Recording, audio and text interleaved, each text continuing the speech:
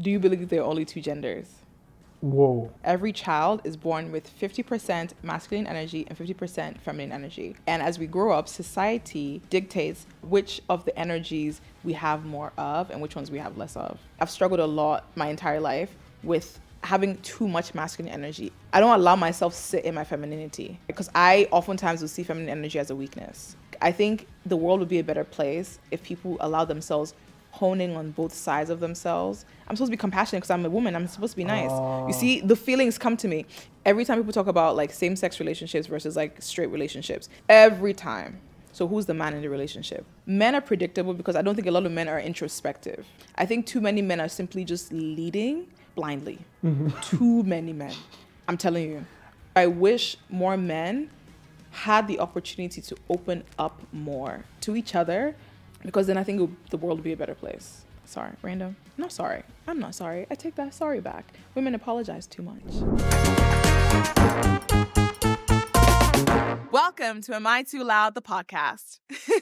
Donald, I believe that when we are born, every human or baby is born with 50% masculine energy and 50% feminine energy.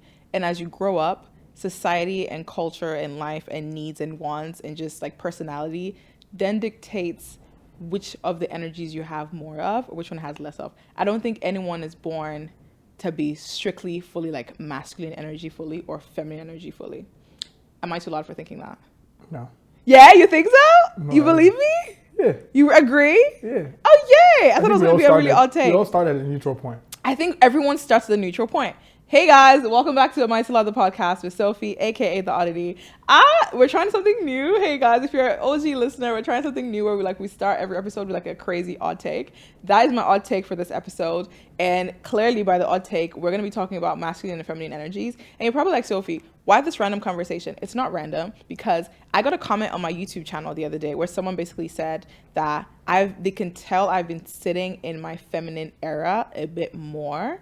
And that really stuck to me. And over the past year, I was very adamant that I wanted to be more feminine and just be in more of a feminine era. And so I was like, let's have a conversation of femininity versus masculinity and what that deals with, especially because like there's so much nuance to femininity and masculinity. And especially I feel like it'll be a really fun conversation because Donald is here and Donald is masculine presenting, which means you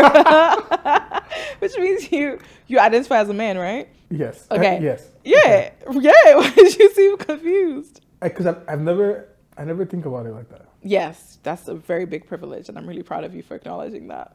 That's a privilege? Yeah. Why is that a privilege? I don't know. I just felt like saying that. No, That you like might have a point to it. I do? Okay. Yeah, I do. What's okay, your point? moving on. I don't know. You said I had the point. Don't bring me into this. But guys, we're talking about masculine and feminine energies, and we're going to be talking with my iPad a lot because I have notes for this episode. This is like she made notes. I made notes because it's like a think piece that I went into a deep dive in the other day, and it's just, if you've been following along, this Justin Baldoni versus Blake Lively drama too, and everybody says Justin Baldoni is like a very like he's a man who's very in tune with his feminine side, right? And then Ryan Reynolds is like this aggressive masculine man who's like just like a meanie and a bully, and like Blake Lively is also in her like masculine era. She's like a meanie and a bully too. As you're saying that, Yeah. I'm getting triggered. Really? Yes, I'm getting triggered. Tell me why. Because like there's this notion that masculine energy is synonymous to bad. Yes, we're going to talk about that. Don't jump. I'm not jumping. I'm just This is why you need to read the notes in the podcast episode. No, I'm just Let's get to it. Why am I getting triggered? Okay. But yeah, I feel you heavy because I was also like, because people think like masculine energy is like very like hard and mean and bad, and feminine energy is like very soft and like calm and whatever. And then I'm like, no, I don't think that's true. So let's talk about it. Okay. First of all, I'm going to describe what I read up, okay? So these two are very polarizing, right? They're like direct opposites of the coin. If you think about like the sun and the moon, like how they rotate. You're talking about masculine and feminine. Masculine and feminine energy, femininity. Now, for this episode... I don't understand. I love that we're doing like the definition. Yeah, right? Because we like, did it in the last episode, and now we're coming into this. And I know. I'm learning. We're learning a lot. I want people to also learn. I want them to take stuff away from the podcast. Okay, hopefully you guys are learning something. Hope you guys are learning something. Okay. Don't interrupt me. I'm a teacher. Stop it. Okay. Oh, I should have worn my glasses so I feel like a nerd. A nerd? A nerd. Okay. This is why we're not taking seriously. Focus. Okay, guys. Okay, listen. All right. Feminine energy of our being can be described as the yin, right? Have you guys heard of like yin and yang? Yin is like the world, yang is like the world too. But yin is like, they describe feminine energy as like passive, receptive, sensitive, standing still, like creation, wild, even a bit chaotic, right? Think about it like Eve. Now, what I was going to say earlier is masculinity and feminine energy is not male and female, right? Doesn't if I say you have masculine energy, doesn't I'm not saying like you're a man. It's just M and F. Let's just say it like that. It's not like necessarily like you have to be a man and have masculine energy. As a woman, you can have both. Like it exists in all of us. On the other hand, our masculine energy is like yang, very active, providing direction, focused on problem solving, and is in need of to move forward and be productive.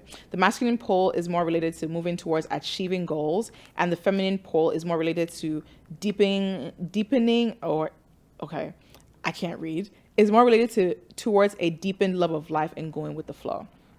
So here are some characteristics, I should say, of feminine energy versus masculine energy. Feminine energy is patient, it's internal energy, it's introspective, it's compassionate, it's yielding, it's nurturing, it's very right brain, very intuitive, very creative, very ambivalent, very like quality over quantity. It's very synchronicity or synchronous. That's the word, like synchronicity. Yeah, but it's synchronous in nature, meaning like it's like it flows. It's very soft, right? And then if you have too much of feminine energy, then you can be seen as very needy, very confused, very like you're a matter. You want to save everybody. And you also can be very depressed if you have a lot of feminine energy, right? Okay. On the other hand, if you have a lot of masculine energy, you're very active. It's very external energy. It's very assertion. It's very like valor. So dominating. It's very initiating. Like you're starting stuff. It's very like left brain and logical. It's very consensuous. It's very certain. It's all about quantity, not necessarily quality. It's all about cause and effects. So what's going to happen here to cause this? It's very hard. And then if you have that in excess, you're very rigid. You're like forcing a lot of things. You're very dominant. And you also have a lot of anxiety. Okay. We've seen what those two polarizing things are. I also just wanted to point out, like, they also, like, you can use both of them because we all use both of them. Like, they're both, like, very day in, day out. What are your thoughts, Donald? That human beings are both masculine and feminine at the same time. Okay. Do you think you have more of what? I think it depends on the situation. Really? In general, okay. I'm definitely more masculine. Okay. But depending, you know, I push back on that. In general, like front facing, like someone meets me first time. No, because I think you're thinking about it physicality. Like I think no, about not it physicality, just like in general. I don't think so. I do not believe so. I don't think you're a person. I think no. Sorry, not to interrupt, but interrupting. Okay, okay. I think if they meet you outwardly, you look very male. Okay. Right? But we're talking about energy. So we're talking about internal and energy. Energy is not outward facing. So if anyone has a conversation with you, I don't think they're going to describe you as having a lot of masculine energy. Because I think you're very intuitive. Yeah. You see what I mean? Right, like, right. I think on the flip side, when I present very feminine. But if you have a conversation with me, I'm very, like, I have a lot of masculine energy because I'm very, like, rigid. I wouldn't say we're both, I don't want to say, like, I'm not, like, emotional because I am, but first conversations with me, I think we're flipped because as a man, I connect a lot faster. Yes. Right. Yes. Okay. Does that make sense? Okay. I connect. Yeah. Yeah, and I think that's why we work so well because I think you're very in tune with the feminine energy in you, and not necessarily like it's. And I feel like in this conversation, I want to be like it's not a bad thing, right? Because that's what we're. Every guy would hear that might be. Yeah, and I love that. You guys, this is why me and Donald are friends because he's such a good guy. Good job. Keep going. Yeah, it's not, especially when you go into those interactions. Yeah. And you use that side of you. Yeah. And you understand like the greatness that comes from it. Like it's not a less. Yes. It's more of like a more. Yeah.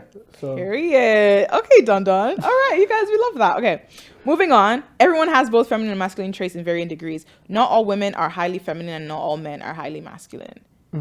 Do you think that in this situation, so let me point out why we're saying this. I have struggled a lot my entire life with having too much masculine energy. I think I have too much masculine energy. I don't let a lot of people, like, I don't allow myself sit in my femininity, right? Because I oftentimes will see feminine energy as a weakness, right? And I think what I've learned in the past year is to one, be proud of the fact that like I have all these masculine energy traits, but also that it's okay to take a step back and also be very introspective about the things I want.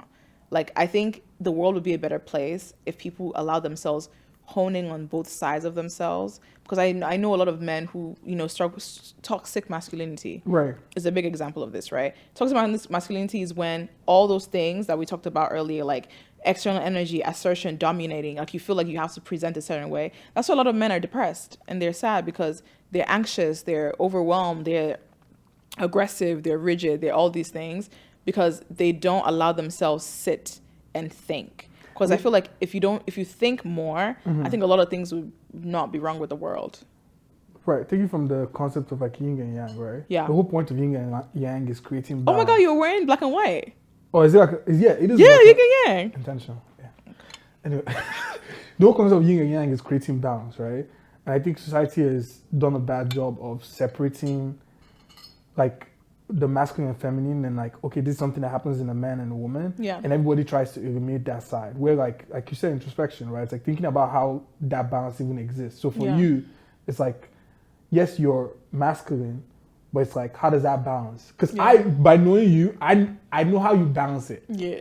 Right? And obviously one will overtake. It depends on the scenario, right? Like, that's true. Sometimes like the dog is called to, now I'm not saying the dog can be feminine.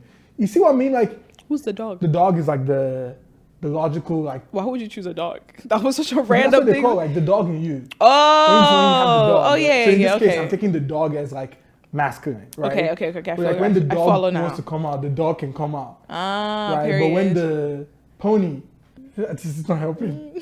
You're losing me. Bring it back. The pony in this sense is the feminine. Okay. Even though some ponies are men. What? Male. What is going on? We have lost the I'm plot. trying to Tuttle? explain. What are you trying to say? What I'm saying is that like Yes. in society, right, a lot of people are not using both, right? We're not trying to find the balance internally. Yes. Because we're all pushing it towards gender. Because Yes. these are separate things. Yes. Okay. That's my point. I won't lie. I did not know your points. What do you mean? Explain to the camera. This timestamp, write in the comments if you understood my point. No, just re-explain it to me. You're talking to me right now, not the audience. Yes. Okay. But think about it in this way. Okay. You talked about introspection. Uh-huh. I'm saying that society, right, we're used to assigning like masculine and feminine energy towards the genders, Yes. right, male and female. Yes. Right, but I'm saying yin and yang in itself is supposed to be balanced. Yes. And like the solution could be finding that balance within ourselves. Yes. So for example, you say you tend to be a lot more masculine. Yes. But you're a woman. Yes. Do you understand what I mean? Yes. So like the balance is like how you finding the balance like in that moment, in like you, pick to it. in you, I right? see It's what like you how mean. you balancing your masculine and feminine side and allowing both of them to coexist without feeling that like either of them is too much. I'm about to throw a freaking curveball into this conversation. Okay. Do you believe there are only two genders? Whoa. Good point.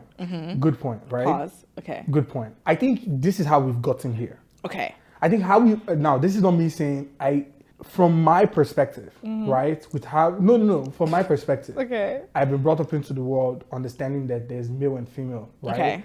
And you get to meet a lot of people in the world Yeah. who don't want, like they don't feel like they're male or female, Yes. right? Which is fine. That's completely fine. But I think part of that conversation is this masculine and feminine energy thing, right? It's like, it's so assigned that people are like, if you're saying like being masculine is like male, I don't feel that, right? Like, no, like the Nigerian cross-dresser, Bobrisky, he said one of the reasons why like he wanted to become a woman is because when he thinks about himself, all those attributes, he thinks about himself as nurturing, caring. He's the one that's taking care of his dad and all those things. See why I say you're so intuitive? Good job. Keep But going. it's like, hence why he wanted to do that. That's what he was thinking, right? So I don't know if like that's the reason why like most people don't like want to be male or female, right? But like not wanting to be in a box is understandable. Yes. In that conversation. So okay, I love that I threw that curveball in your head. So why I bring that up is because I really genuinely believe that gender is fluid. Okay. I do. I think to be a human is to be insane, right? Because we live in such a crazy world, because nobody can sit here right now and tell me exactly what the end of the world would look like. You can say you believe it might look a certain way based on your belief system, what's religion, what you've been taught, society, culture, all that stuff. You might have a belief of what it looks like, but you cannot concretely have factual evidence, right, to say that is exactly what it is, right? And I think for us to survive, we needed some type of structure within human nature. And I think that's where male and female came in. And what I've read up on with history is that in the past, there's always been, and we're taking out religion here, we're taking out culture, all this stuff. And even in many cultures too, they've always been folks who identified in between. And they thought it was a spectrum. Like people dressed a certain way, the different cultures always had that. And I think there was a rise of like Christianity, the spread of Catholicism, evangelicalism, Islam, Judaism, all this stuff. It began to be very clear that they just wanted male and female, right? The story of the Bible, Adam and Eve, and all that stuff. But at the core, I really do believe that gender is fluid, and this makes my point when I'm thinking about like the energies that's attributed to different people. Because as humans, I don't think, how do I say this? I think it's important to feel two things. I think it's important to have both masculine and feminine energy, because I think that's where balance comes in, yin and yang again. And I think when we start looking at gender and we ascribe male to masculine, female to feminine, we get the issues that we have now, which is what you ended up saying earlier. Right. Yeah. So just curious. So when you say this is something that it exists, right? It's like each person has masculine and feminine energy, right? So let's talk about like the toxic masculinity men, right? Why do you think they lean too much towards like the masculine side? Why do you think they're so like society? Engaged? Okay, right? Because think about it, like how we're born, how we're raised. Again, it's all about like structure and control, right? When you're born. But before you're born, your mom and dad, your parents, right? Again, society. Your parents will do gender reveal and they'll say you're a boy and a girl. Boys like blue. Boys like fire trucks. Boys like danger. Boys like dinosaurs. Girls like Barbies. And they like cooking. And they like cleaning. And they like makeup and lip gloss. So you grow up hearing those things. You grow up hearing everything we attribute to masculinity here, for the most part, is usually pushed for like a boy or a man. And the things we attribute to be feminine here is pushed to be for women or young girls. And then when you have the girl who's like dominating, who is still very much like a girl who wants to identify as a girl, she's either told to calm down, stop being so loud, stop being so bold, stop being so arrogant. Like, I have been told to stop being all the things that I think represent the masculine energy in me, because it's not woman-like. I won't find a husband if I behave this way. I won't date somebody if I behave this way. I won't, you know what I mean? You hear those all the time. So I think society has constructed these things as a way to keep us in check. And I think that's the unfortunate part of things. Okay. Do you disagree? No, I agree. Oh, your face had a thought. I agree, because I feel like when I think about things like that, I'm always thinking about like the solution aspect of it. Yes. Right? I don't think there's a solution to it. No, there isn't. There isn't. Oh, yeah? Right? There isn't, because it's, like you just described, like you have to go to the very beginning. Yeah. Like the amount of undoing you have to do it's insane. I think it's just living life. I think the world would be at a better place if we all minded our business. Generally. If we all minded our business, or we simply all accepted what we don't know, or we all didn't fear the unknown, right? So, for example, I don't know what I just saw. I really just don't know what I just saw on Twitter or an X, whatever, right now. But a creator was arguing with someone and they talked about identities or something like that. I think she talked about like her lack of a relationship with God. And the person responded to her like, why don't you mind your business? You know, like Christianity is the way, da da da da. And they were very like aggressive and honestly very like mean to her. And this doesn't also encompass every Christian, right? But I saw that and I was like, they just proved her point. Like you just alienated her from the conversation. She's not going to be engaged or interested. And there's nothing you can do about it because you're just feeding into the things that she's saying, right? I think that's the issue with human nature. Is like things that we don't understand, we're either fearful of or we just want to attack it, right? Because again, the fear is a huge aspect of it. I wonder what a world would look like if, I don't understand what you do or who you are, but I'm accepting you for who you are because I have no control. So like, how do you create structure around that? You can't. So this is the problem, right? I think the problem with the world is we've known the world, and even when I say how do you create structure, I'm also coming from like a... This is a very intellectual conversation. But we've seen the world like move and like expand in a way of structure, and we think like that's the way forward, right? That's the best way. Yeah. But it's like, how does... But okay, see, pause. How do you exist with... So see, you know? when what you say right now is like the world has been expanding. I actually push back because yes, the world was expanding, but it was also at the expense of people who were pushed down, right? Like when we see America is a good example of that. We talk about like, oh, America moved forward because Barack Obama became president. So like black people were like the ones in charge and in office. We see like then, you know, Trump came after. And then if you hear from the other perspective, like Republicans or people who vote for Trump, they would tell you that for decades, they felt like the bottom of the barrel. Like they felt treated like dirt, treated like shit because their voices haven't been heard. I don't think we do a good job, honestly, respecting different views of opinions or different opinions. Does that make sense? Instead, I think we either want our way to be the right way and that's it. Like right now in this conversation, I think gender is fluid. I think trans people have all the rights. I think gay people should always have rights. Like I think all these things. If you respond to this and say, you're terrible, F you, that's not right. Why? Right. It's my opinion. As your opinion is yours too. We can be respectful about it and we can understand it, but then at the end of the day, like, why are we fighting over it? I understand that, right? I want you to wear your peace and conflict hat here. Yeah, I know, because, like, sure. I peace and conflict this is hat. when we were at the United Nations last year. I understood the importance of conversation. But the part that I'm still not hearing is where does change happen? Right? Okay. Where does change happen in this conversation? How do you change the mind of the parents who are assigning the blue and the pink and the Barbie? I think conversations like this is where change happens. However, maybe I'm speaking from a point of privilege. I don't know if it's my job to change people's minds. I think it's my job to just help them understand that they don't have to be the bully. Right? Because like in many conversations, you become the bully with your opinions if you don't think the other person's opinion is the right one. Sometimes you don't even know you've become the bully. You don't even know you've become a bully. And I think that's my biggest issue with the world like around us, right? Like when we're talking about masculine and feminine energy and you're telling somebody they have to be this particular way for your own comfort, you're a bully because you're taking away everything that ideally makes them who they are and deciding for them that they need to present a certain way for your comfort.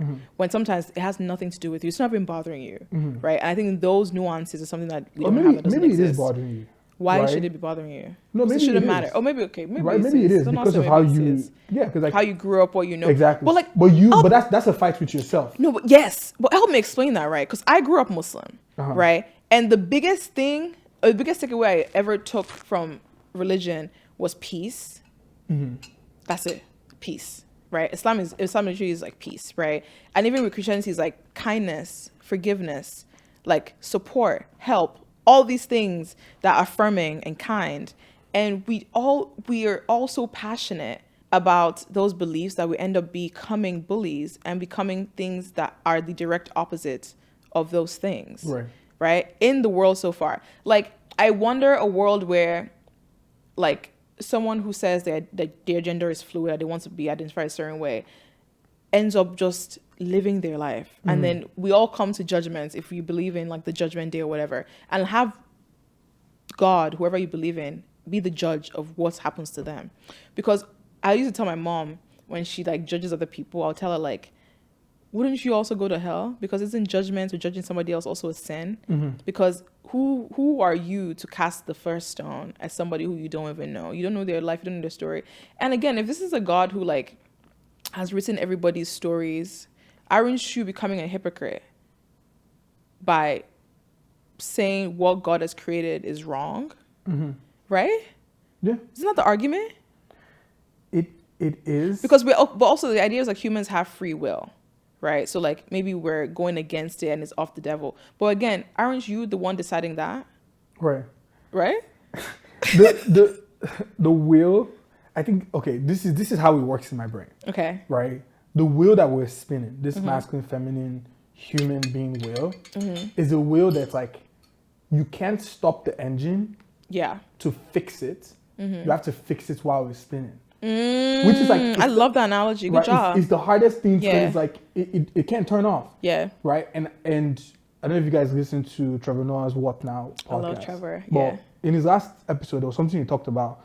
They're talking about AI. And he was talking about this professor who was, because of the whole Gaza Palestine thing, was like removed away from, she was on probation from a university, and they're talking about AI.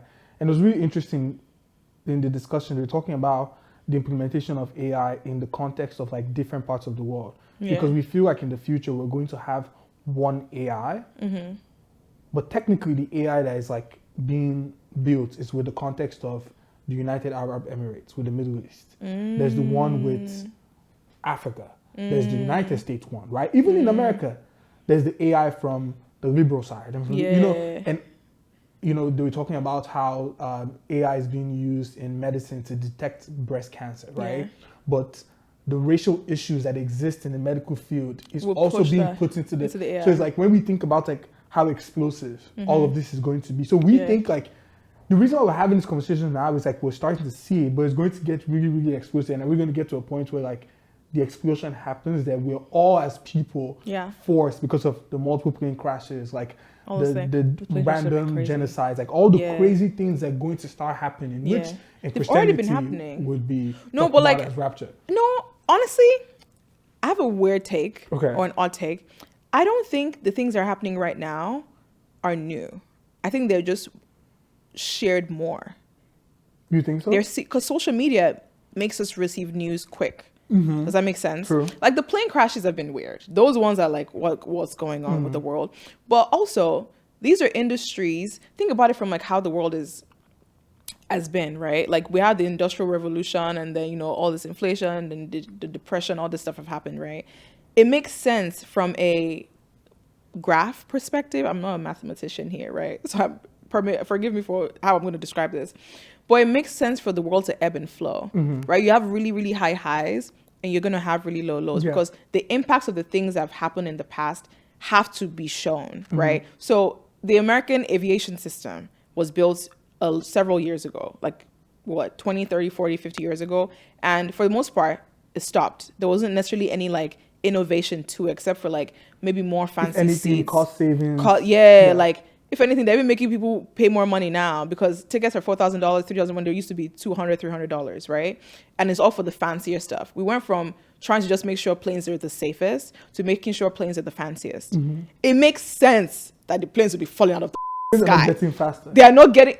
Do you notice that? Do you deep it? Yeah, they're having a bar. Now it's like there's a bar. Like there's a. That is what. Like so when people are talking now about like, oh, this is so weird. I'm like, honestly, it's not, because we just spent how many decades making sure planes are the nicest, making sure we're constantly pushing the capitalist divide of, oh, if you're going to, there's basic economy. You are not even economy at all. Bathroom economy. You are in comfort plus, comfort regime, comfort plus side. So many different opportunities. Then they will have first class 1, first class 5, first class 10. There's upstairs, there's downstairs, there's above the upstairs. There's some place that wants to be 3 tiers, there's 4 tiers. They're making sure there's 4 seats. No one is saying, what if you can get from New York to Lagos in 4 hours instead of 9 hours? Why don't we start building engines for that? You know what I mean? Like we're building airport lounges, fancier airports, more access. We're focusing on wealth and capitalism rather than safety and security, because I think that's not a problem for the world anymore. I'm going to go into another deep conversation. Okay. What you just said, oh my God. This is we did not. This I'm telling you, if I wish I could show you all the notes. Everything we've said has not been in the notes at all. But I love this. Okay, I'm listening. Go ahead. I think capitalism is very easy to look at capitalism and say, oh, y'all are not innovating.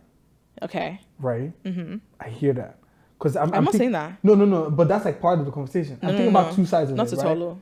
Like I'm using like the plain example, right? Because the truth is,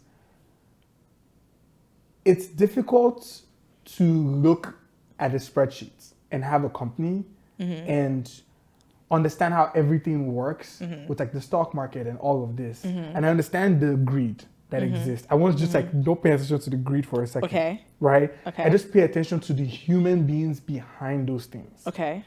How do they move forward knowing that growth is not existing? What do you mean? Like, how do you, like, if you own a plane company, right, and you make 100 billion, how do you say, you know what, I'm okay with doing 100 billion this year, maybe we do 105, maybe we do 90. So, like, what happens when you've reached the ceiling? Yes. And you know that's the ceiling, right? But now you're trying to, like, artificially and get creative, which is part of, like, the day-to-day. You can't miss greed. You can't take greed out. Because that's essentially what it is. The capitalist society is fueled by greed, and that's it. But it's also people. Because let's come back to your statement of, like, hearing the other side. Okay. Right? Okay. Of making sure, like, we're all kind of heard. Yeah. Because this is not one person, not just a CEO. Yes. It's a group of people, it's a group of investors who are listening to the stock market, the earnings calls, and they're demanding. They want growth because they want the investments. If not, they will pull out. Yes. It's America, it's the world, it's everyone trying to compete, trying to grow. For sure.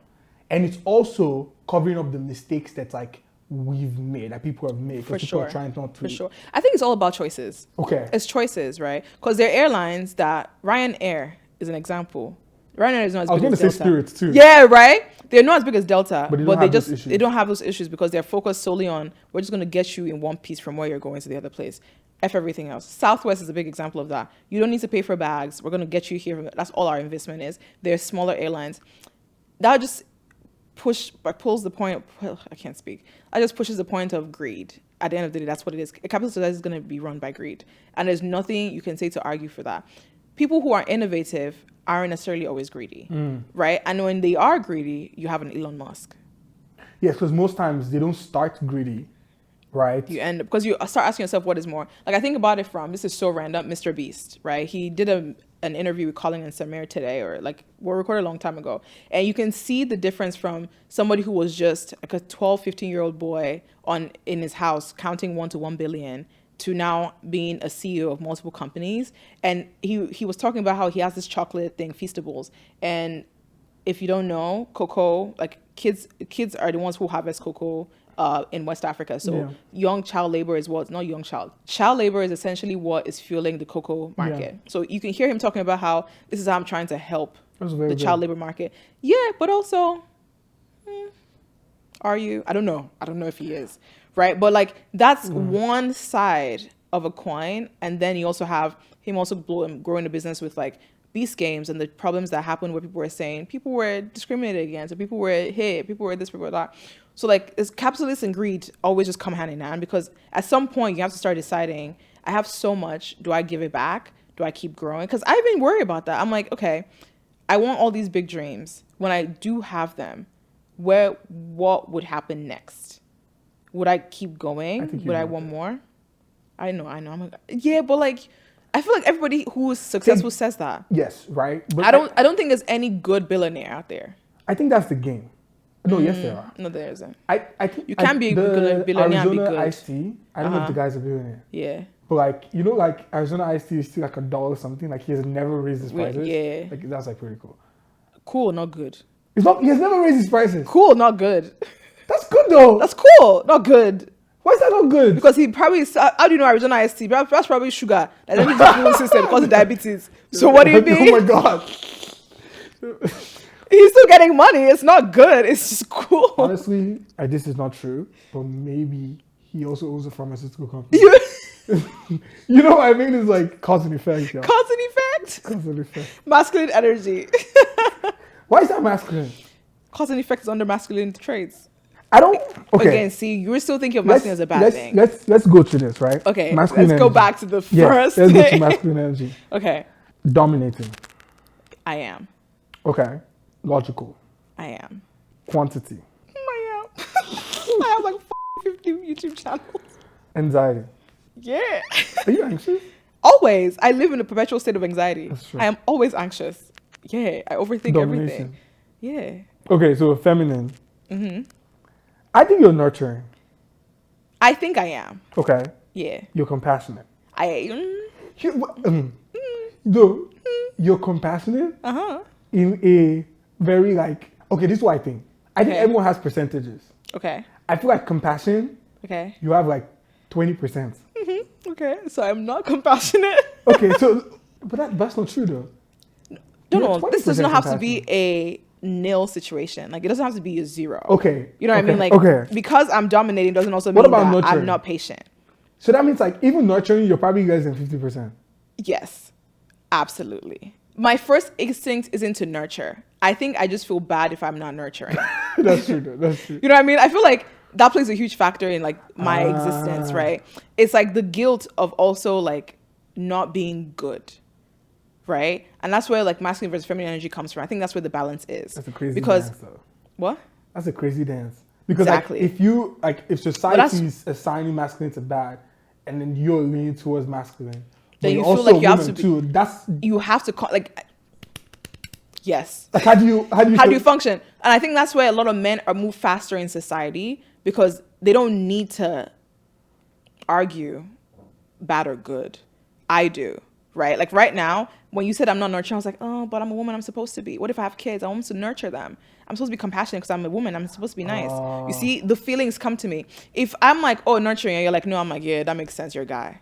You see the nuance in there? Even women who have maybe not as much percentage masculine, they still have to think about it. They still have to think. Like, think about it when women are like trying to apply for jobs, are CEOs and how they're perceived. Because for me, for example, right, my goal is career. I want a big career. Like I am a CEO of my company. I want all these things. And all those attributes are typically directed as masculine energy. Mm-hmm. However, what makes me successful as well is that I have a balance with my feminine energy. Now, it doesn't always help me all the time, right? But that's where balance comes in. Like you have to be compassionate. You have to be able to nurture something. You have to be able to be intuitive. You have to think. You have to be thoughtful. You have to pause. I don't think any successful man in the world, except for like a Matt Rogan, is that his name? What's his name? Joe Rogan? Mm-hmm. Like even then, I don't even think it's that. You know what I mean? Like I feel like unless you're like some all right toxic masculine man who like refuses to just sit down for a second and think, for the most part, like the balance is what will help you be successful. Does that make sense? True. You have to be balanced. And I think the issue with a lot of women though is we tend to see, or the society tells us that masculine energy is not good for us. So when I'm driven, I feel like I shouldn't be too driven, so I don't chase somebody away or I don't behave a certain way, which I think is unfortunate. So let's get back to like why this conversation is up for me, because I'm wrestling with this personally. Before you continue, I have a question to ask. Okay. How do you feel when your mom says "Oshe Okome"? Oh, that's fine. What does that mean? Thank you, my husband. Yes. But Okome, I feel like she's not using it necessarily as like her husband. I think it's just a term. No, obviously, no. She's not using. Obviously, she's not calling you a husband. Yeah. But like, it's masculine. Yes. Yeah. That's what she's saying. Yeah. She's like because Iyawomi can't be provider, right? Yeah. Like, right. I have never thought of that. Because every time you guys end the call, that's what I hear, and I always think about it. For context, guys, Oshe Okome is Yoruba. My mom is Yoruba. And I'm Yoruba too. I don't know why I say it like that. But Oshe Okome means thank you, my husband, right? And husband is a male assigned to that. And she says that for like my brother and me as like when I usually send money or do stuff like that. I never thought about it from that because I don't think she would say Oshe Yami and if she did say Oshe Yami, Iya would be the like my mother. She wouldn't say Iyawomi, but she would say mother. And that would typically she would only maybe ever say that to like an elderly auntie who's nurturing or who's taking care of something, not necessarily for financial providing. And I've never actually deep dived in that way. Mm-hmm. I think it's okay that masculine energy is also attributed to masculine or male traits or names in culture and stuff, because I think that's just cause and effect of society, right? Like there's nothing we can do about people say masculine energy is male, feminine energy is female. I think what we need to do more of is helping people understand that both of them exist in us and how we use them as powers is what's important here, right? So for me, for example, and which is what I'm going to get to, I've always existed within the masculine energy space. And this might sound so frivolous. That's so funny. What? The masculine energy space? Yeah. Okay. I don't know why I said it like that, but yeah, like I've always had a lot of masculine energy. Mm-hmm. And when I say masculine energy, I mean, I've always been like all these traits of active, external energy, dominating, initiating, left brain, logical, certain, quantity, cause and effect. All those things came so natural to me, right? And I spent the entirety of my life essentially like just feeling those feelings. However, I also would not neglect the feminine energy in me as well. Right. It just got to a point, I think last year, when I realized I wanted to lean more into my feminine energy because I wanted different outcomes now, right? And I don't think that's necessarily a good or a bad thing. It's just a thing I'm figuring out about myself. Yeah, who you are. Who I am. I think I'm going to be a better CEO and a better woman if I leaned more into my feminine energy. And I can see it show up now. I'll give you an example. Like a Coleman Domingo. Okay. Right? Coleman Domingo, Kevin Hart, Trevor Noah, right? When I see people like that, they're very like intentional about how they look, how they speak, how certain they are about certain things. They're very, let me use words here. They're very introspective. You can see them being like creative, and you can see them creating quality products, right? And they're oftentimes like very strong in that sense too. For me, I always saw that, and I wanted to be able to exist in that duality, and I felt like as a woman I couldn't. Now I'm learning that I can. So like, because I'm also fighting ideas of like, oh, if I want to do makeup and like be very careful about my fashion sense and do all these things, I'll be too much of a girl, right? I can't be too much of a baddie. I can't be too much of a this. I can't be too much of a that. I'm learning now that like it's okay to lean into that too, because when you join those two together, I think it's more explosive. Does that make sense? Like even for you, for example, when I first met Donald, like you're so intentional about how you're presenting.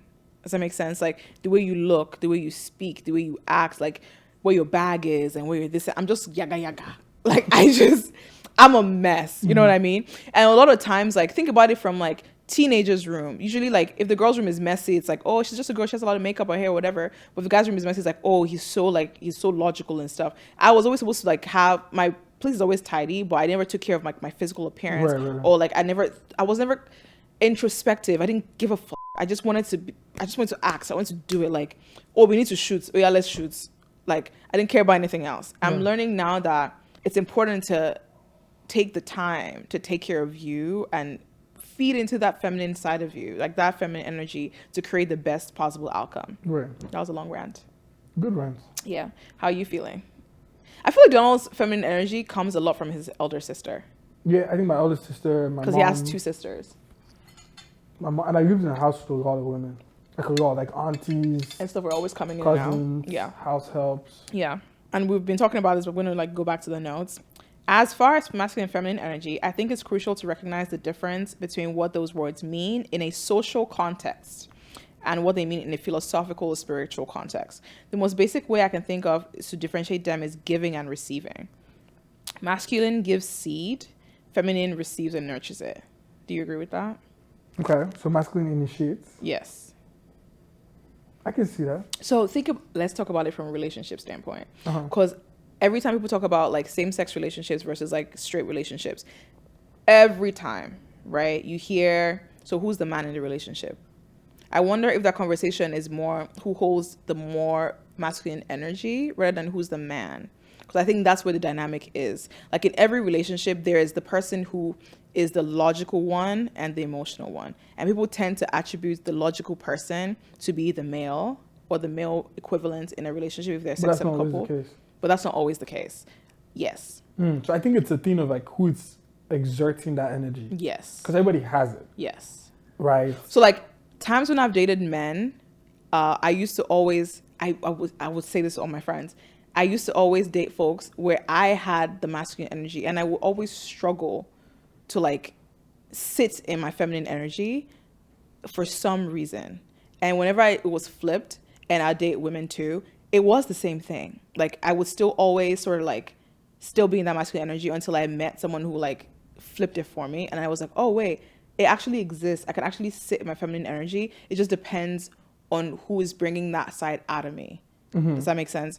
And so for the longest time, when people talk about like being in relationships, especially man and woman, and like the man is usually the masculine one of it, I'm like, it was never a negative for me too, by the way. Like it was just like, oh, I just knew that in this situation, I'm typically always the one who's more logical or the one who's more assertive in this way, the one who's always giving.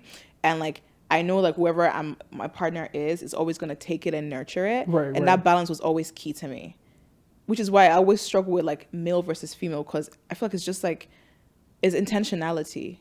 Yeah, I think and the balance of that understanding. Yeah, I think like if a guy is gonna be in a relationship with a girl who exerts masculine energy too, he needs to understand how to navigate that. Is Nat? What would you say Nat is? I would say she's feminine. Yeah, she is. She's feminine, is. but she's also masculine in her career. Let's talk about that real quick. Okay. Why do we attribute masculine energy to career goals or how you move in I'm careers? using this, right? It's like, because no, there are careers where you can still be successful in a career while you're using the creative, ambivalent, you're right-brained, you're compassionate, yes. you're yielding. And I think both things work together. Because, like, for example, left brain and right brain. Sorry. No, it's not. Left brain and right brain, right? Yeah. Because when you bring up Nat, I'm thinking, right? Like when you say Nat, I'm thinking, okay, how is she approaching her career? Yeah. She's auditioning a ton. Yeah. Right? That's intuition. To know that you have to audition. Yeah. But it's also logical to know that you have to act immediately. Yeah. Right? So it's like, how those two, I think she just exists. Okay. For give an example of like someone who is sitting in her feminine energy, who's also really successful in her career, I don't think that exists. Exactly. Interesting. Because someone who is sitting in her feminine energy and it's not like utilizing the masculine side at all, wouldn't be successful. A good in example, general, career or whatever. Tell me. I'm gonna mute me. No, a good example. Was she successful? Yes. What do you mean? Explain. Like she is successful. Yes. So the success can happen with the feminine. Yes. Right? But honestly, I would say we're talking about someone we don't want you guys to know about, but I would say she does not sit in any masculine energy, or her masculine energy is very little. Yes. However, I think she manipulates masculine energy to further her femininity, which is so she understands, which is a part of masculine energy to begin with. Deep that real quick. That's true. So I think that's why I'm like, everybody has both energies in them. Like I can be fully in my feminine energy, and sometimes let me use the example of someone who is like passive, right? I'm a woman presenting person who's really passive, and I meet someone who's like a very toxic masculine man. I can still get what I want by using my passivity essentially to get what I want. Does that make sense? You just have to understanding your tools and knowing how to use it. I get that too, because a good example of me is like I'm really good with my male friends. Yeah. I know how to handle men. Yeah. In the like handle men sounds crazy. No, like. But sure, accurate. Like if you're a guy, it's very hard for you to catch me off guard. Like men are predictable. Yeah, it's like. But also, see, this is such a broad statement to make. Men are predictable because I don't think a lot of men are introspective. Okay. I don't think a lot of men are raised to actually think and be introspective about their wants in life. I think too many men are simply just leading blindly. Too many men. No. I'm telling you. Think about it. I don't think decision making is primarily masculine. Oh, no. No man is making a decision for themselves, especially men who are married. Because I don't think decisions are logical for the most part. Male decisions? Decisions in general. I think decisions I don't think, are very... Explain that. Like the process of making a decision. This is such a very intense conversation we're having today. It is. I don't know where, I did not know where this podcast episode was going to go. Yeah. But this is why I'm like, this podcast is so special to me. Sorry, this is such a sidebar. Because where on the internet is this conversation happening? That's true though. Where? I feel like we're the first who's ever talking about this in this way. I want people to hear this shit. Right? Okay, sorry, go on. Decision making, right? I don't think it's logical, because decisions are in itself like a guess. It's a feeling. Yes, it is. Absolutely. Well, what do you mean decisions though? Like just like any decision. No. Like what do you mean? You want to choose if you want to. There are two doors. Oh, so yes. Okay. Right? I see what you mean. So it's like I don't think you're guessing. Yes, because I don't think men are that great at making decisions. I don't think any human is great at making a decision. I think what helps a decision is when you pull from both energies, right? And I think that's where issues come in. So let's think about it from like a marriage perspective, right? Especially in like a straight marriage. So a man and a woman are getting married. A lot of times when it's like, oh, the man leads and the woman follows. I think that's very stupid, because it makes no sense. Because when people talk about like, oh, the man is the head and the woman is the neck, that's again very stupid, because the neck and the head have to be connected for it to move. The head only moves because the neck is neck. Because it's Why is she the neck? Because she's supposed to follow the head. The brain is in the head. Who's the rest of the body? Shh, that's not the point. This is a bust. Okay. Yeah, please don't say bust.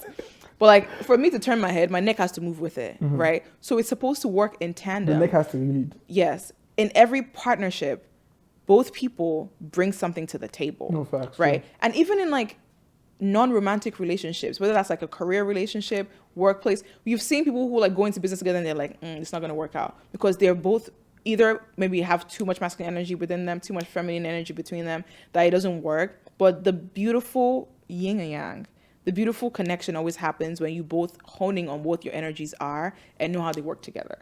Right. So the idea of like decision making essentially is like men tend to make the decisions because, again, if we talk about male mental health, this episode is going to go so many places. I'm thinking about male mental health, right? How many men feel comfortable enough to talk about how exhausting it is to make decisions like that? Do you know how scary it is to be a man who has no idea what he's doing, who has just been born and said, you are going to be a leader. So you're going to marry a woman, you're going to know exactly what's going to happen to your family, you're going to have to make all the money this month. And you see why when men lose their jobs, they fall away because now their woman is asking them what's going to happen next to us. And they're looking like, I don't have any direction because I don't know what to do, because there's no partnership happening. There's no yin and yang happening. And I think that's my issue with a lot of relationships and a lot of partnerships. You forget that to make anything work, it's supposed to be a partnership. It's supposed to be yin and yang. What I bring to the table and what you bring to the table should complement each other, not necessarily clash with each other.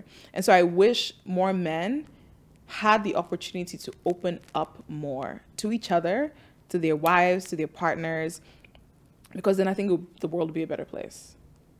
Sorry, random. No, sorry. I'm not sorry. I take that sorry back. Women apologize too much. That's your feminine side. It's true. Okay. It says masculine is the sun, emitting all the energy that creates life. Feminine is the moon, reflecting the light of the sun and providing stability for life on earth. That seems very like starry, but that makes sense. It's true though. Yeah, it is. Okay. Did you know that the moon is thought to literally stabilize the axis of the earth, preventing it from wobbling, which would cause temperatures to change too rapidly for life to develop? I didn't know that. And masculine is the positive pole. Yeah, gravity. Great. Oh, duh. Yeah, that's right. Masculine is the positive pole of a magnet. Feminine is negative. They naturally arise in opposite forces, which fundamentally need each other and provide each other purpose and meaning. So that's interesting. Well, because plus times minus is minus. Masculine is the positive pole of a magnet. Feminine is negative. Why are you multiplying them? Why are you not adding or subtracting them? Because you can't add it. Exactly. Because they're opposing sides of the force. That's what I'm saying. Yeah. But if you multiply. Why are you multiplying? Because we live in a multipolar society. No, we don't. Yes, we do. How are we multiplying? There are literally 1 million people like it's not 1 plus 1. It's not 1 plus 1. It's 1 plus 1. What you said right now doesn't make sense in this scenario because you're not multiplying the positive and negative. Because they're not multiplying. They're supposed to both exist in tandem, like exactly like that. They can't become anything because they're supposed to be plus and minus. Does that make sense? And because both of them is what creates the magnet. Yes. That's what I meant. I don't know why you're multiplying here because you're not multiplying anything. This is the fault of the teachers when we're younger. Because why did they multiply? For math. I'm so confused. I swear, I feel like you know where like your brain cells sometimes. How did they get to negative? I don't know. Anyways, this thing runs deep. It runs really deep. This was a very intense conversation. Propaganda. Okay, Donald. Let's take a breath. Let's take a breath. It is very exhausting. What part? To exist as a man. Okay. Right? Because... let's talk about it. Because I think my early 20s was a lot harder than now. And the difference is I think now I have a lot more support or understanding of myself in terms of like the masculine and feminine side. Do you think that's all self-imposed though? You mean like in the feeling that I had? No. Yes, the feeling, but also like men having a hard time. Do you think that's self-imposed? I think it's two things. Okay. One, it's not understanding, right, the existence of the feminine side, right? But it's also being thrown into society, right, without any like potential backing, right? It's like I was 16, like I need to find a place to live.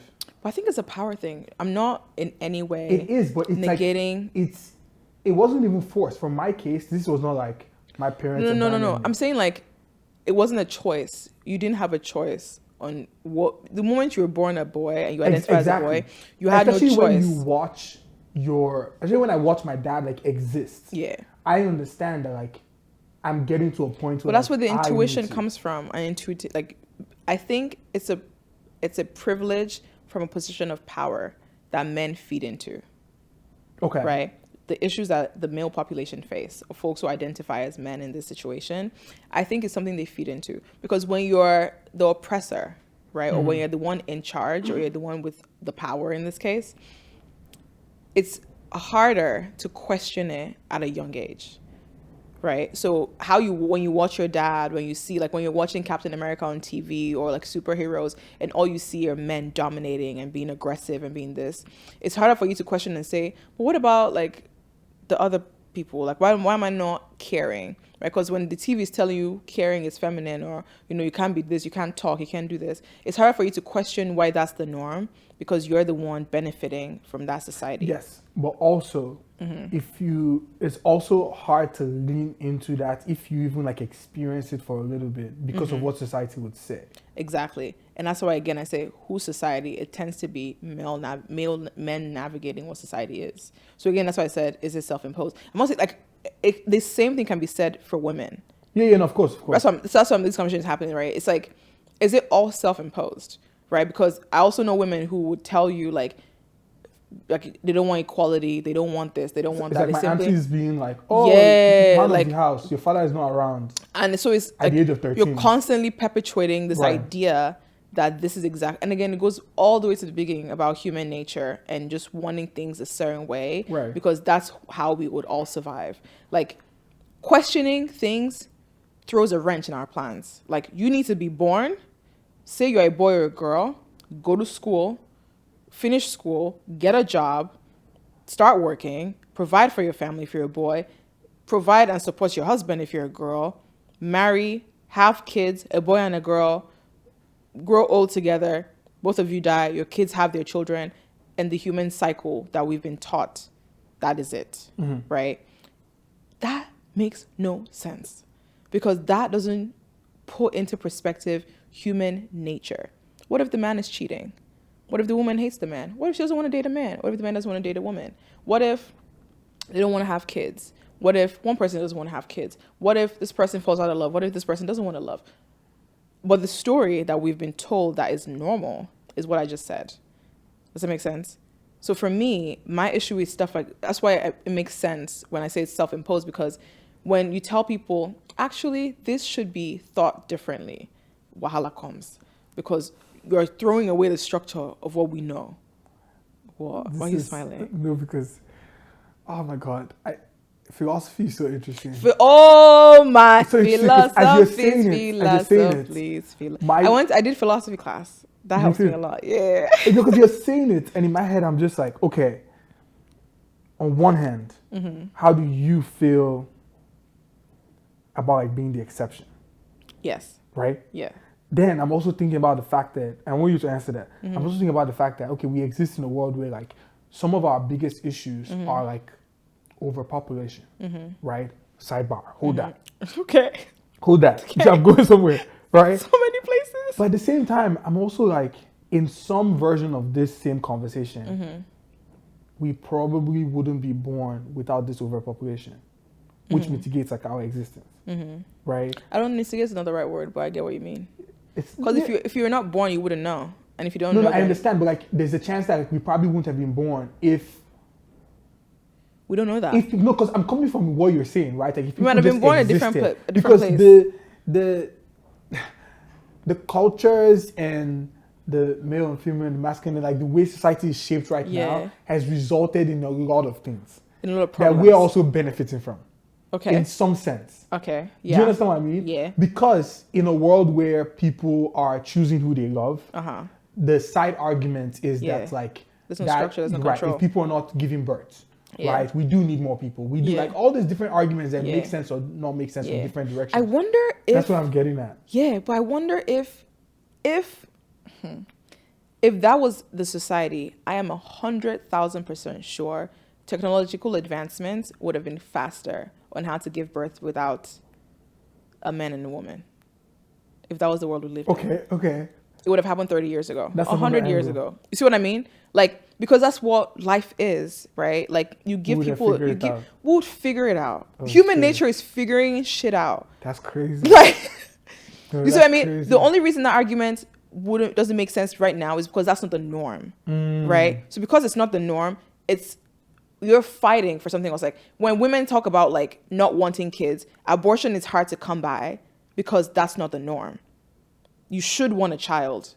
And for you to get abortion, it's going to be hard for you because you're not the norm. But if it was a world where we're like, oh, China's one-child policy is the norm. Having 2 kids was a problem. Right. I mean, I feel like now you can have 2. Yeah, but at some point you couldn't, they had to. right? That's we shape our existence. We have the power. We have the power to shape our existence. Now, that was a terrible policy to be had. Right, but it happened because of overpopulation, whatever it is. But again, going too much. Yeah, because again, choices of what people need to do, like, it's human nature. Honestly, it's like I like this may seem like I'm speaking of myself. I feel like I'm receiving everything as happened, but I still need to take this like. I know we need to go sit and just chill with this conversation. But like, because you just answered my question. Yeah. I think that's what like drives me nuts about people being so rigid about their opinions and their thoughts, because you don't know what the is going on. Right. No one does. That's what life is. You're just making choices based on what you've learned, what you believe in, what someone has told you, and you're hoping it's the right one every day. Right. So who the are you to tell somebody else how to live their life when they're also making choices for themselves? You know what I mean? Like when you talk about like being the exception, the issue right now is at the beginning of the podcast, we talked about trans rights and trans, without even like planning to do that. It came up in the conversation. And I can imagine people feeling some type of way about that and already making their choice about us and having their opinions about it. Right. It makes no sense to me. And I think I've had to live my life understanding that because I'm the exception, I have to deal with it. Like I have to understand that I will get attacked constantly because of my beliefs, right? Because of how I move, because of how I act. And it's a constant knock on my self-esteem. It's a constant knock on myself, but... So you think you're still fighting it? You have to. What do you mean? I have to fight it. Like, I'm nervous every time I open my mouth to talk because I know, like, the things I have to say aren't the norm. They're not. I don't think they would ever be, right? Like, when I think about religion, when I think about, like, sex, when I think about sexuality, when I think about gender, when I think about power and economics and capitalism and all this stuff, I don't think it will be the norm because I don't think what we're doing in the world right now is fair because we're all constantly just playing games to put people down. Does that make sense? But I'm also very, very logical, right? So I'm not going to be kumbaya. I think everything is great. No. But I think we live in a world where to be the exception, to be the oddity is you choosing to walk a different path than everybody else. And oftentimes people see walking that different path as an act of aggression rather than as an act of resistance. Does that make sense? Anyways. Because you're constantly having to ask yourself if you're too loud. Sorry, I had to do it.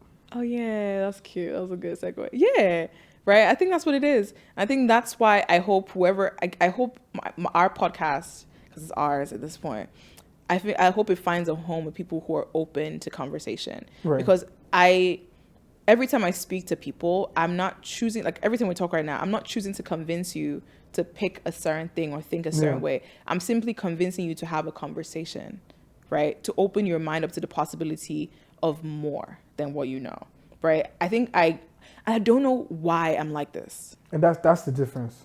I don't know why I'm like this. Like I have no strong feelings about anything in the world. It's crazy. No, it's... Like, you know me, right? I have none. We're just because why? Because like why? Flow. I just go with the flow. Why like, be on the I'm telling you, even I would find a reason, and I don't need to find it. I understand people who are fighting for America to be great again. Yeah. You know what I mean? I understand Donald Trump and his issues. I understand Elon Musk. I don't agree, but I understand what has happened with humanity to necessitate people like that being in power. You know what I mean? Like, I just get it because I lean into that feminine side of like being intuitive, being understanding, because I think that's the only way for you to survive the world. Like, you can't simply be closed off because your way is the right way. No one's way is the right way. Who the fuck are you?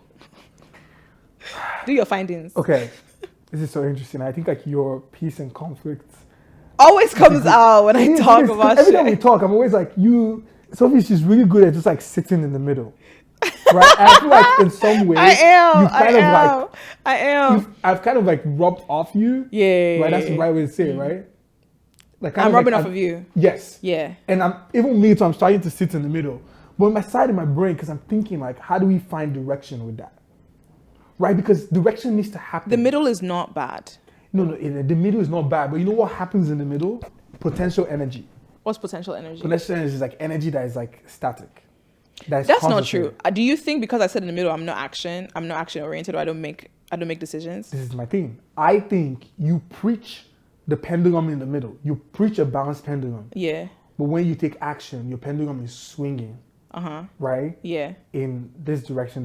Now, I think like your pendulum is not swinging with a lot of biases. Like, no, I think it's not necessarily like my pendulum is switching. I sit in the middle and I'm able to move through whatever decision I make because I have a different like outlook every time, right? Like I'm able to say today, I think this, and tomorrow I say, never mind, I think this instead. Because I'm fucking human. Human nature is not, you're not meant to just simply stick to one thing. Like when I think of like far right or far left and this and that, like when I think of people who talk about being rich is a bad thing, right? Like people shouldn't be rich all the time. Yes. But also if they have that money, they can help other people. But then who has the power, who doesn't? Maybe for this particular situation, if they have that money, they can help people who do this thing. And you know what I mean? Like I can always argue. I hear you. Okay, talk to me. I hear you. But how do you get, because it's easy to make that argument when you're talking about yourself. No, I'm not talking about myself right now. No. In an example, right? How do you make it for a society? How does the society, because that's the thing, right? Because everyone cannot be synchronized at the same time. Yes. Right? So how do we adjust? How do we... Understanding. Because the issue right now is the world is so far different endings because we stopped understanding each other.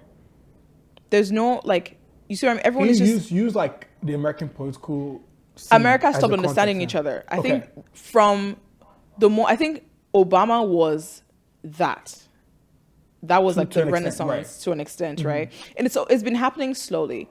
But a society that experienced, a society that perpetuated racism and decided not to address racism and have repercussions for racism cannot be successful. There are millions of people in this country who still, till this day, hate Black people. I think they're less than. It's a fact.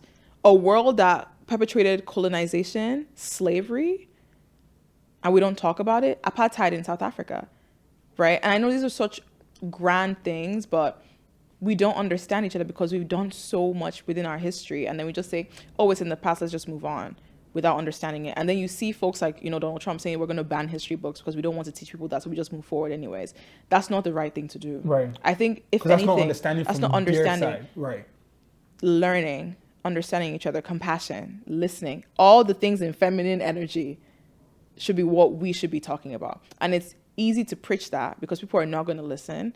But ideally, in the best world, people are going to be understanding. Like, I wonder what a world would look like if white people said, we have sinned because you f***ing have.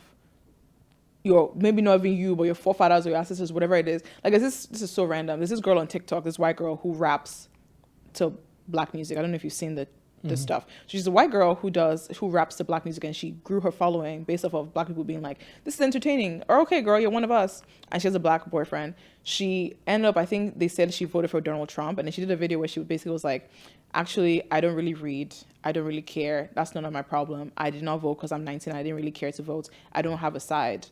That to me is the problem, because a different response is help me understand how to be better. And how many people in the world will choose to say, help me understand how to be better? Because then that means you're telling yourself, I am open to learning. Too many of us think we've already learned enough, especially as we're growing older. We think we're already there, like we can't learn more. But the beauty of humanity should be that you're constantly learning. right? Because you should understand people, learn different people, go to different cultures. People who are the most traveled are honestly usually the ones who are very open. Because when you see and experience different things, you're able to understand the world better. That's my middleman argument. Okay. I have one last question. Okay. Kamala Harris. Okay. Masculine or feminine? I don't know her enough. From what you see? From what I see, I would say masculine energy, and I'll say her husband presents as feminine energy. Okay. Right? And I switch it. I think Michelle Obama is heavy masculine energy. Barack Obama is heavy feminine energy. I think that's why they work. For sure. I don't know them. I hope to one day. I think that's it. I can see that. I can see that's so heavy. Yeah, because like she's not coming to the inauguration. Oh no, that's boss bitch energy, bro. Like what? I love Michelle Obama. But yeah, I think that's pretty much it. I have nothing else to say. I feel like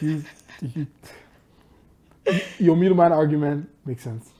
Thank you. Alex, I can convince anyone. Shout out to George Mason University. Conflict analysis and resolution.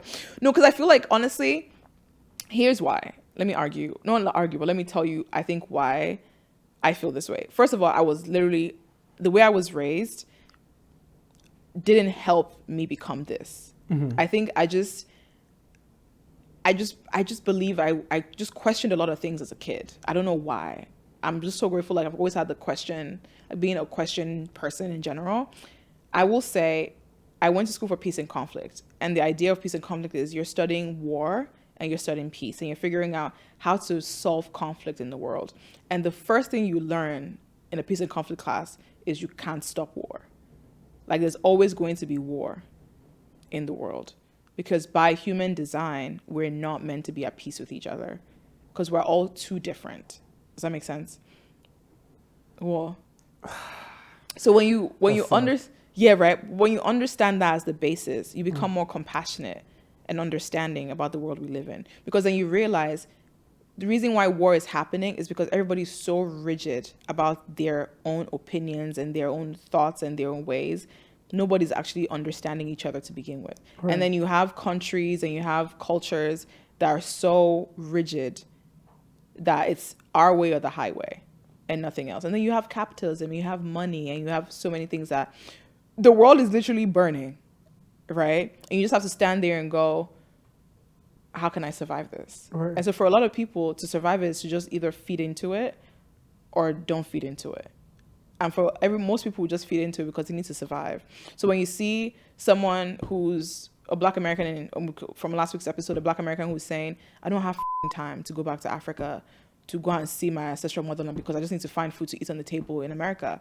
It makes sense because the world is burning around me. I need to survive. It's the same way as when you see someone in Nigeria telling you, I don't care about people in Palestine because when I don't have food to eat on the table, who cares about that? The market woman in Nigeria was selling food saying, why am I going to be thinking about giving to charity when even the charity is not even on my doorstep yet? So are you saying that like to give a is a luxury? Yes. That's a good conclusion to make. Is there one?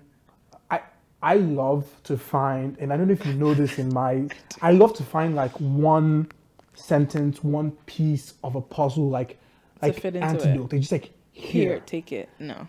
You know? Because who are you to find an antidote for people's problems?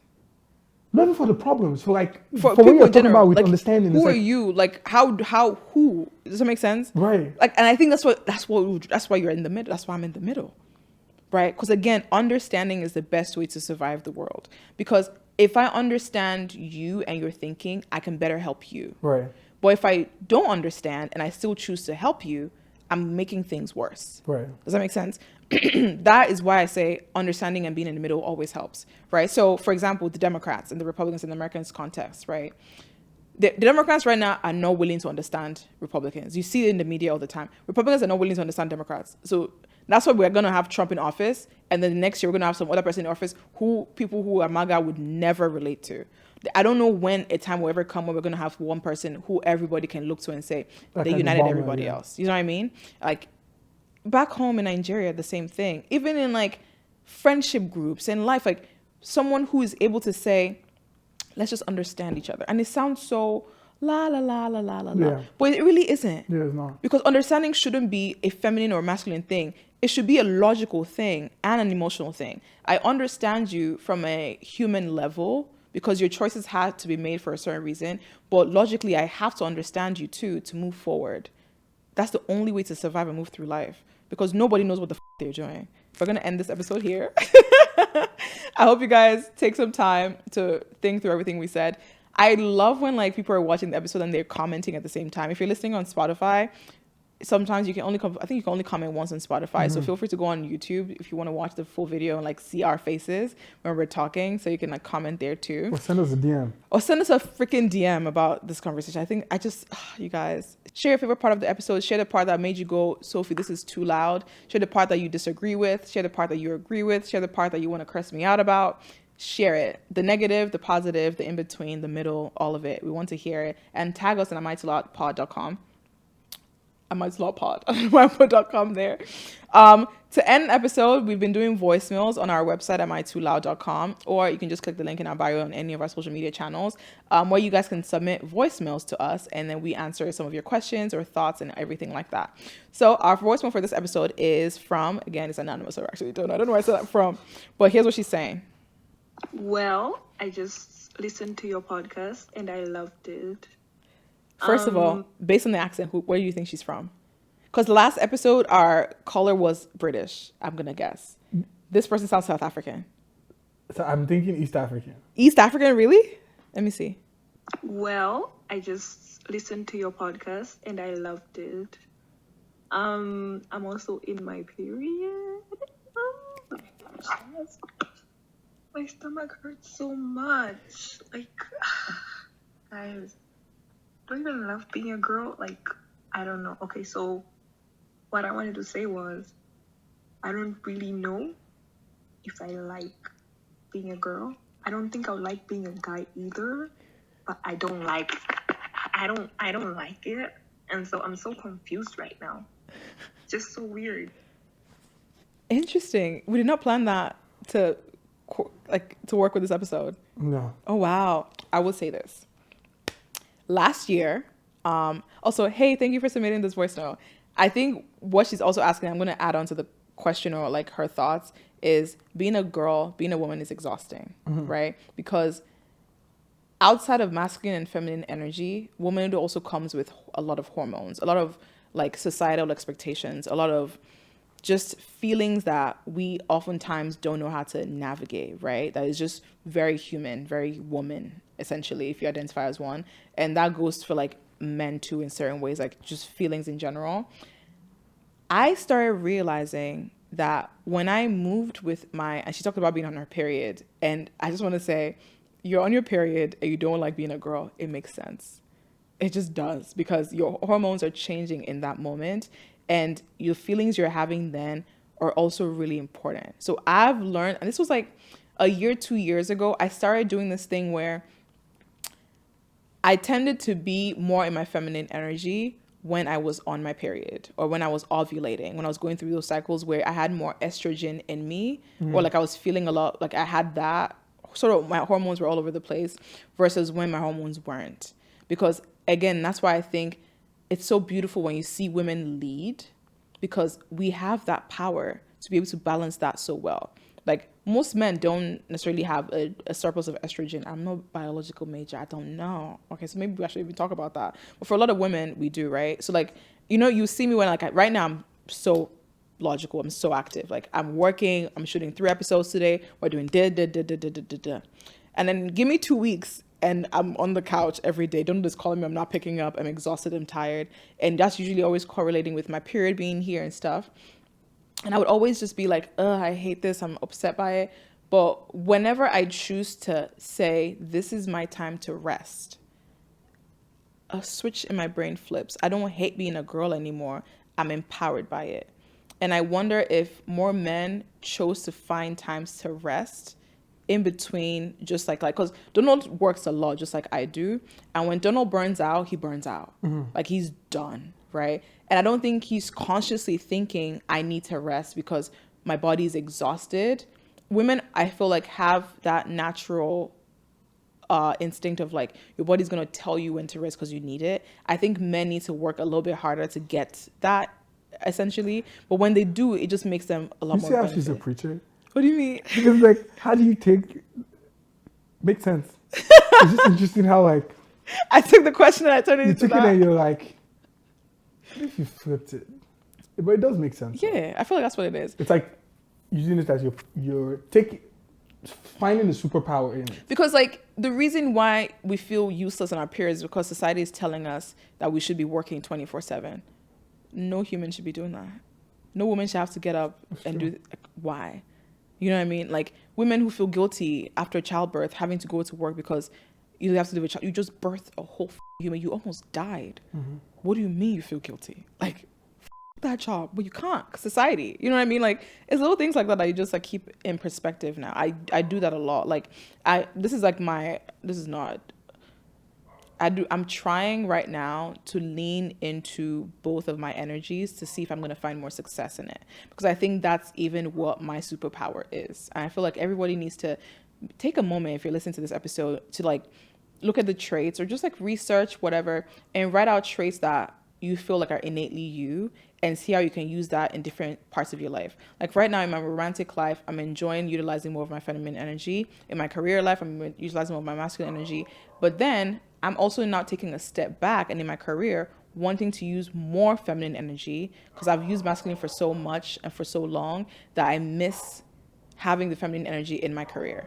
And I think this past week and a half has been me using a lot of more feminine energy in my career. And I've even seen more of like a balanced well-being for myself than anything else. So guys, that was a fun episode. I feel like we're coming into our own on this channel. That was Donald, are you okay? That was a lot to digest. Oh my days. All right guys, I think that's pretty much the end of this episode. We're gonna see you when we see you. Like when we're gonna see you next week. Next week, Wednesday. This is the kind of episode you just gotta like chill after a while and just be like, oh my days. And if you guys got a chance to watch the last episode, that's one that we really enjoyed. We enjoyed it. So when this comes out, obviously the last episode would have come out. It's titled Am I Black or Am I African? That was a fun episode. Yeah, but if you haven't listened to it, go give it a listen. All right, guys. We'll see you in our next episode. Let us see. We're going to be in the comments for sure. I feel like this is going to be a comment-heavy episode. Yeah. We love you very much. We'll see you in our next video, in our next podcast episode. I love you guys. Bye, guys. Say bye, Donald. Bye. I feel like I always end by saying, say bye, Donald.